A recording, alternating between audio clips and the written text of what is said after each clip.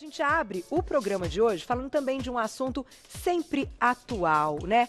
A gente vai falar de infarto e, claro, vamos abrir espaço para vocês com umas perguntinhas no @VocêBonitaTV. Para essa pauta, a gente preparou um VTzinho de abertura com os dados, olha lá. O dia 25 de novembro de 2020 ficou marcado na história do mundo. O dia em que o futebol perdeu Diego Armando Maradona, que faleceu em Buenos Aires aos 60 anos. Relatórios preliminares da autópsia do craque argentino mostraram que ele teve um infarto enquanto dormia. No mundo, mais de 17 milhões de pessoas morrem por ano vítimas de doenças cardiovasculares. Líderes de morte, essas doenças são responsáveis por quase 30% das mortes no Brasil. Dentre estas, o infarto é uma das principais causas. Dados ainda revelam que os atendimentos de emergências cardiovasculares nos hospitais do Brasil são 82,2% maiores do que os procedimentos agendados com antecedência. Esse evento agudo é muito comum e grave, mas, com medidas de prevenção adequadas, é possível ter uma vida saudável e com poucas chances de tê-lo.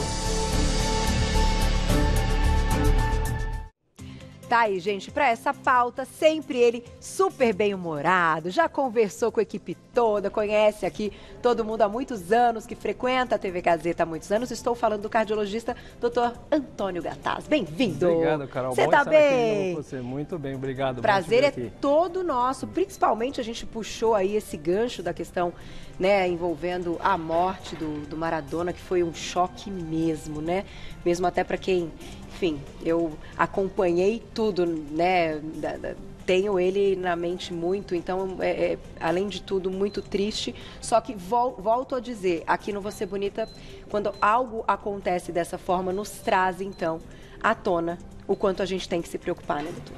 Então, e ele morreu da principal causa, que foi o infarto do miocárdio, que ou a pessoa tem infarto, ou ela tem um AVC, um derrame, ou ela tem um câncer, ou ela tem um acidente. Isso é estatística, pelo menos no Brasil a gente tem isso como ordem. Ou a pessoa teve um infarto, ou teve um derrame, ou teve um câncer, ou teve um acidente. E, nesse caso, a gente está vivendo uma pandemia e a gente entra na questão do estresse, pensando em Covid, só que as pessoas estão morrendo de outras coisas também. Continuam morrendo. E ainda mais de assuntos ligados a infarto, o fulminante, até por uma questão de estresse e um monte de coisa emocional que tem sido desenvolvida nesses últimos meses, né? Então, e sabe o que é interessante? Muita gente, as pessoas, quando você fala em infarto, elas não entendem nem o que é. Estourou uma veia, primeiro, não é veia, é artéria. Né? Então, assim, era legal a pessoa entender o que quer dizer, porque se eu puder... Vamos colocar já a imagem na tela, aquela que você separou, super, vamos lá. Então, na verdade, eu pus a árvore das artérias do corpo. Então, no meio do peito, você está vendo, é o coração, e saindo dela sai a artéria aorta, é um cano de 3,5 cm em média, que leva sangue para todos os lugares. O sangue está levando oxigênio, glicose, quer dizer, está levando os nutrientes. Tá. Então, se por algum motivo, alguma dessas artérias, em qualquer lugar, na cabeça, no rim, no coração, a artéria do coração chama coronária. Então, a artéria cerebral do cérebro, a artéria radial do braço, em cima do osso do rádio. Então, se por algum motivo uma artéria estiver doente, Carol, e ela tiver com um entupimento grave desse, que eu estou mostrando aqui, vai chegar pouco sangue naquele lugar. Então, como que chama isso? Isquemia. Ah, ele está tendo uma isquemia. Se é isquemia, quer dizer, vai chegar pouco oxigênio, pouca glicose, aquele tecido vai ficar fraquinho. Mas se por um motivo formar um coágulo em cima daquele entupimento, não chega nada de sangue. E aí aquele tecido, aqui está um coágulo, perdão, aqui está o coágulo, né? Dá pra gente ver nesse modelinho aqui. Esse coágulo, ele vai privar 100% de sangue, que leva oxigênio e nutrientes, e aí aquele tecido vai acontecer o quê? Vai morrer. Então não tem nada de artéria que estourou. Na verdade é o tecido que estava sendo alimentado que infartou. Entendi. Então, no cérebro, a gente usa um outro nome. A gente não fala infarto cerebral, mas é um infarto cerebral. É da mesma forma. Se na artéria do rim direito entupiu, formou um coágulo ou um coágulo grande, vai ter um infarto renal. Tá. No pulmão, vai ter um infarto pulmonar. É que a gente usa nomes diferentes. Então, por exemplo, no pulmão a gente escuta falar tromboembolismo pulmonar ou embolia pulmonar. Tá. No cérebro você fala de AVC isquêmico. E quando eu falo infarto, eu tenho que dar aonde? Do miocárdio. Entendi. Então, o que aconteceu? Depois de 1h30 que aquele tecido está privado de sangue, ele pode até romper, ele gangrenou, vamos dizer assim. E a artéria, para entupir, tem uma coisa que as pessoas, eu me lembro há pouco tempo, uma senhora de 90 anos, ela nasceu com as artérias limpinhas, assim como nós nascemos, e aí a gente desenvolve entupimentos, placas, e aí ela teve que botar um stent, ela teve que desentupir a artéria. Ela falou, mas por que será que eu tive esse entupimento? Eu sou tão saudável, eu não tenho pressão alta, eu não tenho diabetes, eu nunca fumei. Porque tem 90 anos.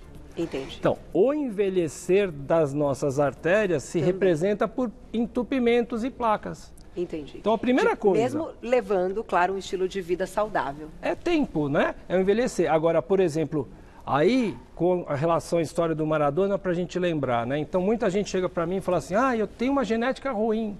Minha avó infartou com 85 anos, meu avô com 94. Eu falo, nossa, sua genética é ótima. Porque nessa idade já deu tempo de entupir uma artéria. Então, o que é anormal é quando o pai ou irmão, parente de primeiro grau, entope antes dos 55. Tá. Então, eu tenho um irmão que entupiu com 53, fez ponte de safena, ou fez stent, ou infartou, eu tenho uma genética ruim. Minha mãe com 62 anos, a mulher é precoce antes dos 65. Então, para a gente entender o que é ter genética ruim, Carol, Entendi. Gente que teve entupimento precoce. Eu estou assustado no consultório agora, que eu teve um rapaz de 35 anos de idade, sem nenhum motivo aparente, ele teve um infarto. Meu Deus. E um outro agora de 41, mas ele tinha motivos. E aí, assim, poxa, doutor, o cara tem motivo com 41? Olha, se a pessoa tem um problema de colesterol e não trata, ele está exposto. Se ele é fumante, também. Se ele é obeso, também. Então essas são as 3 piores coisas. Aí vem a pressão e diabetes. E aí a genética, em algum momento, também acaba entrando. A genética também. Mas tem gente que não tem genética e teve um entupimento, né? Muitas vezes a gente não sabe por quê. Né? Aí você pede exames diferentes, doenças de coagulação. A gente está acostumado a ver colesterol, triglicérides, HDL. Mas tem outras coisas no sangue que também causam placas e entupimentos. Doutor, agora sim, se a gente fosse pensar, o que seriam avisos que algo não está caminhando bem?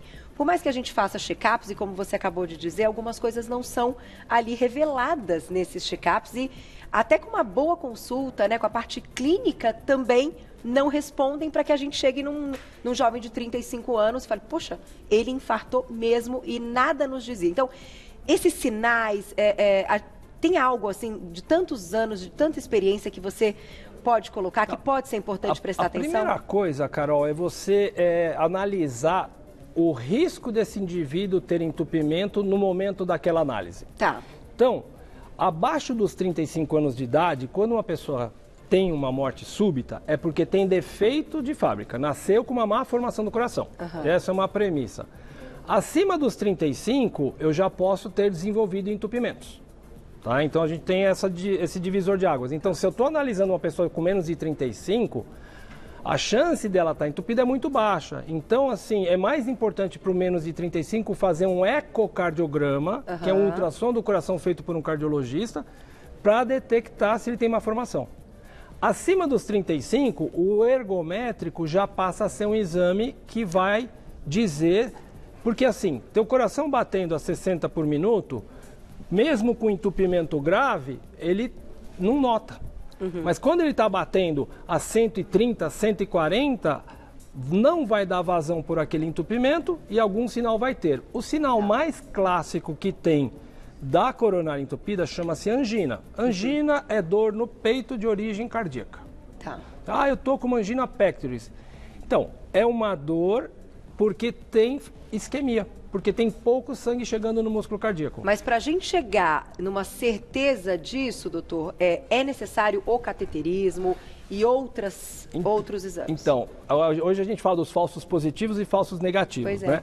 Então, por exemplo, se eu pego um indivíduo que ele na análise, a gente vê histórico de família, colesterol, HDL, obesidade, todas aquelas coisas que eu falei, cigarro. Ah, você é um indivíduo de baixo risco. Eu vou fazer um exame, por exemplo, ergométrico. O ergométrico, se eu pegar 100 pessoas entupidas, ele vai detectar 70 e 30 entupidos ele sai como falso negativo.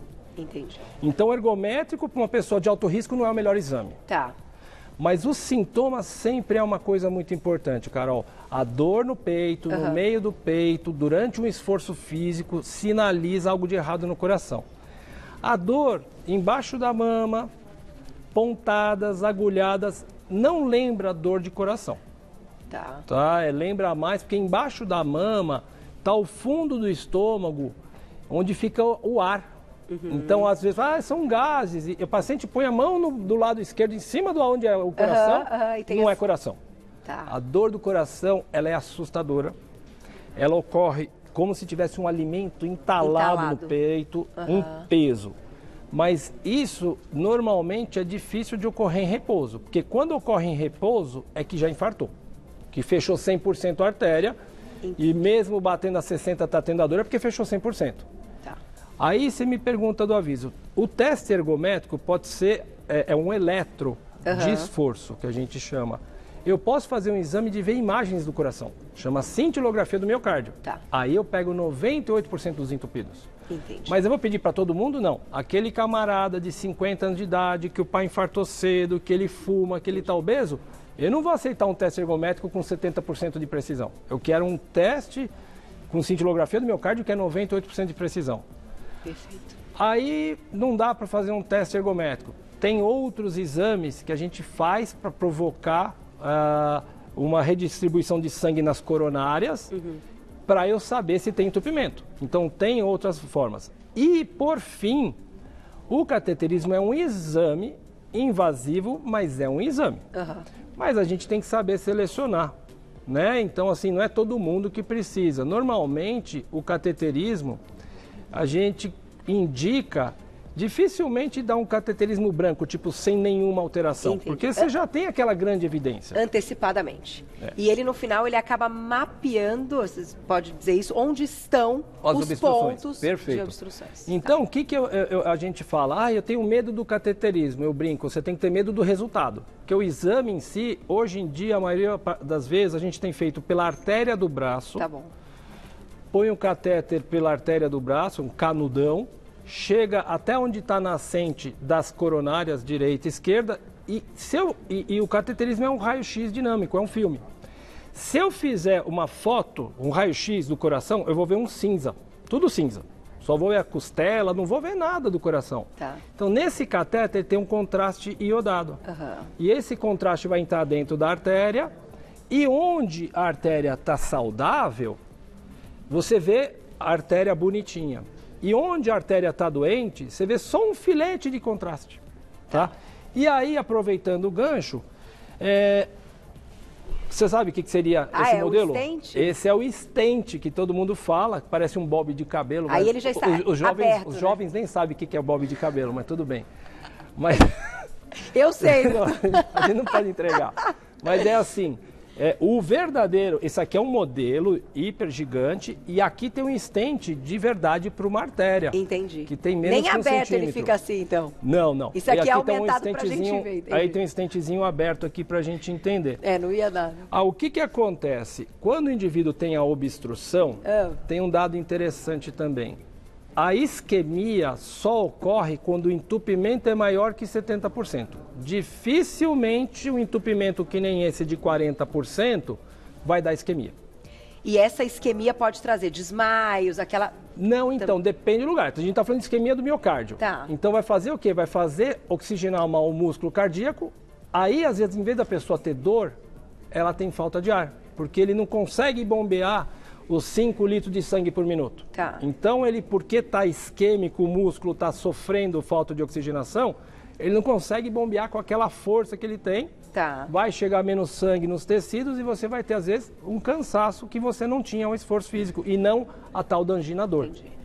Para os desmaios, aí a gente já está falando da cabeça. Do sangue da cabeça. Então, mas, por exemplo, se eu tiver um infarto do miocárdio que eu tinha que bombear 5 litros de sangue por minuto, eu estou bombeando 2, porque o coração perdeu a potência, vai chegar pouco sangue no meu cérebro, e a pouco sangue no meu cérebro vai gerar uma isquemia cerebral e eu posso desmaiar.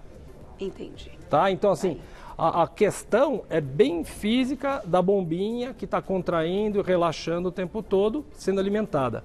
Perfeito. Quando a pessoa vai desentupir, é só o stent, a gente só faz em lesões maiores que 70%. E aí como é que funciona? A gente põe um balão de ar dentro da artéria, que aí tinha aquele canudinho, o catéter, né? Sim. A gente passa um aramezinho por dentro daquele catéter com um micro balãozinho e ele vai lá onde está o entupimento e ele vai empurra as paredes, tá? Ele vai lá e vai empurrar. Se eu pegar e desinsuflar o balão, o que vai acontecer? Vai cair a parede. Então o que a gente faz? A gente escora a parede com o stent, tá? Para que ela não volte a fechar. Entendi. Mas a gente viu que mesmo colocando stent, às vezes fechava também. 25% das pessoas fechavam depois de alguns meses. Aí descobriram que se eu puser uma droga imunossupressora, que a gente escutou muito falar agora com o Covid, uma droga que inibe a resposta do nosso corpo de cicatrizar, só em top 5% das vezes. Uau! Então é o stent farmacológico. E os primeiros stents no mundo foram implantados aqui no Brasil, né? Então a gente é pioneiro, nosso país é pioneiro nessa parte da cardiologia. Mas a medicina aqui e todo o trabalho de vocês aí durante a pandemia tem sido fantástico, né, doutor? O que acontece às vezes, Carol, você tem uma pequena porcentagem de pessoas que infartam, ou seja, fechou a artéria. Como é que eu sei que fechou a artéria? Boa. Como é que eu sei que eu infartei? Se aquele tecido ficou mal oxigenado, vai liberar químicas de necrose, de que o tecido morreu. Aí você vai lá no sangue, dosa a tal da troponina, que é uma química que só tem no músculo cardíaco. E se ela está alta, quer dizer que teve tecido que morreu e liberou a troponina de dentro do miocárdio. Entendi. Tem uma outra enzima que está no músculo esquelético e que está no músculo cardíaco, que é a creatinoquinase. Então essa não é tão precisa. Mas nesse momento é possível salvar o paciente? Esse paciente de 41 anos que eu atendi há 2 dias, ele deu uma sorte, ele foi abençoado, ele chegou de viagem fora de São Paulo, parou no hotel, estava se sentindo mal, ele foi para o hospital, ele teve o melhor atendimento, que é o quê? Ele fez uma angioplastia primária, ou seja, ele nem tomou remédio para desfazer o coágulo, ele subiu para a sala de cateterismo e já desentupiram lá. Tá? E muitas vezes que eu ia te falar, a pessoa vai para a sala de cateterismo e não tem esse entupimento crônico, era só um coágulo. E isso pode acontecer no Covid. No Covid, você pode ter infarto cerebral, que a gente chama de AVC, você pode ter infarto renal, você pode ter infarto do miocárdio. Por quê? Porque em algumas pessoas assim, criada uma química chamada dímero D, por exemplo, que faz com que o sangue fique muito grosso e possa dar coágulo em qualquer artéria que eu mostrei ali no começo. Eu fiz 2 vezes o dedímero. O dímero D. Isso, fiz o famoso dedímero, doutor. Isso. Aliás, isso é uma pauta que, essa informação, eu te agradeço colocar, eu ia fechar a nossa entrevista falando a questão do Covid, se de fato, né, como é que é o impacto para essa questão do coração, mas as pessoas até desconhecem que alguns exames podem ser excelentes durante o período que estão se curando, que estão ali passando, né, dos dias de isolamento. Eu acho que se você quiser citar, fique à vontade também. Então, eu vou só colocar na tela os sintomas. Você ainda está com eles aí, Gláucia? Que você tinha separado, as meninas fizeram, então, um quadro só para a gente lembrar sempre, né, a questão dos sintomas quando a gente está falando de infarto, que é dor no peito, náusea ou vômito, sudorese, suor frio, falta de ar, cansaço extremo ou fraqueza, tontura, desmaio, ansiedade. Então, a angina e o infarto é assim, tem que ter a dor no peito, mais a náusea. Tem que ter a dor no peito, mais o formigamento no braço. Porque um monte de gente vai com o braço formigando e é uma tendinite. Entendi. Mas durante a dor no peito, com náusea, com dor na mandíbula, com a dor no ombro, com a dor no cotovelo, no braço, durante a dor você ter isso é um sinal ruim. Entendi. Não é só a náusea, só a sudorese, é que durante a dor desencadeia uma sudorese e dor de coração. Carol, quem tem, fala, nunca tive algo igual, é assustador. É diferente de uma pontadinha. Né? É marcante. Vamos colocar a perguntinha do público que a Cláudia falou bombando. Vamos embora. Quem escreveu pra gente. Obrigada, Gustavo, um beijo. Como diferenciar, então, uma crise de ansiedade com um princípio de infarto? Então, a gente precisa... Ansiedade, ela confunde muito. Mas aí entra aquela coisa, qual a idade, qual o fator de risco. O fator de risco é cigarro, colesterol, obesidade. Então, se a pessoa tem jovem, não tem fator de risco e não tem dor no peito desencadeada no esforço, eu vou afastar. Tá? Acho que esse é um dado importante, dor durante o esforço. Mas, doutor, é importante lembrar também que, na dúvida, procure o atendimento, sempre. Né? E no Covid o pessoal tem fugido do hospital. Pois é. Crise de pressão alta, me liga com 17/12 de pressão, falou, vá ao pronto-socorro, a pessoa, mas eu vou no pronto-socorro. Gente, os hospitais, eles estão operando de uma forma, assim, incrível, separando. Eu fui a um laboratório colher exames, porque sim, são necessários. E em laboratórios eles estão também separando andares, enfim. Tudo separado. Então, o público tem que saber disso, né? Claro, é assim que a gente salva mais vidas. Vamos colocar a perguntinha do público na tela, olha lá. Obrigada, Má. Um beijo para você. Até onde as doenças psicossomáticas podem se tornar, então, reais? Já tive várias crises de pânico, achei que estava infartando e era algo psicossomático. Tomei um sossega-leão e passou. Então, esse sintoma, por exemplo, a pessoa tem que entender que o infarto do miocárdio, entupimento da artéria da coronária do indivíduo, tem esse sintoma aqui no peito. Então, às vezes a pessoa está muito nervosa e fala, eu vou ter um infarto. Não é nervoso que dá infarto, é o entupimento da artéria. É aquele coágulozinho final que entope a artéria. Tá? Então, assim, tem que se ligar nesse sintoma cardíaco. Na dor, né? Na dor. E a questão da frequência cardíaca, né? Do aumento, Difícil, Carol. Também. Difícil. Tá bom. Vamos para mais perguntinha? Na tela. Obrigada, Cláudia. Um beijo para você. No ano de 2003, minha mãe veio a óbito com 43 anos. Eu não tenho sintomas nenhum. Como me prevenir? Já tive pressão alta e diabetes gestacional. É um indicativo de alerta? O indicativo... É Cláudia, né? Cláudia. O indicativo de alerta da Cláudia é a história da mãe. Você viu, 43 ela teve o evento coronariano. Então, ela e os irmãos que têm muita atenção. Então, tem que fazer o quê? Controlar os fatores de risco. Colesterol dela, por causa da história da mãe, tem que ser baixinho. Nem pensar em tabagismo. Controlar o peso. Controlar a pressão. E se ter a diabetes, a gente consegue reverter. Então, ela tem que cuidar dos fatores de risco, já que ela é uma pessoa com risco aumentado. Perfeito. Dá tempo, né, Glaucia? Demais, olha lá. Obrigada, Leoni. Um beijo pra você. Eu tenho ponte miocárdica. Não sei se seria miocárdica ou miocárdica. Ponte miocárdica, é isso mesmo. Tenho risco de infartar por causa dessa doença? Não. Tá? A ponte miocárdica é assim, é que eu não trouxe hoje o modelinho do coração, as coronárias estão por fora. E o músculo cardíaco é o miocárdio. E às vezes umas fibras de músculo passam por cima da coronária. É uma ponte de miocárdio. Tá. Relaxa. Tá tudo bem. Doutor, o que é isso? Esse daqui é um modelinho de uma artéria gigante com uma obstrução. Então, para a gente entender as hemácias passando com a dificuldade que ela passa numa artéria entupida. É o mesmo que eu tenho aqui, que é uma artéria doente e uma artéria saudável. Aqui mostrando pra gente. Entendi. Ali a placa de gordura, né? A placa de gordura, gente, não é porque o cara come gordura.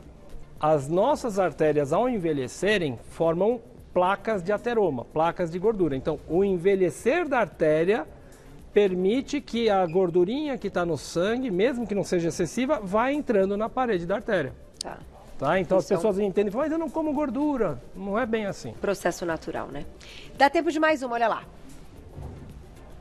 Obrigada, Camila, um beijo. Eu uso o aparelho marca-passo devido à bradicardia. Coração que bate devagar. Bom. Tem o risco de ter infarto ou outro problema? Então, se você aperta o botão da luz em casa, acende luz. A parte de coronária é encanamento.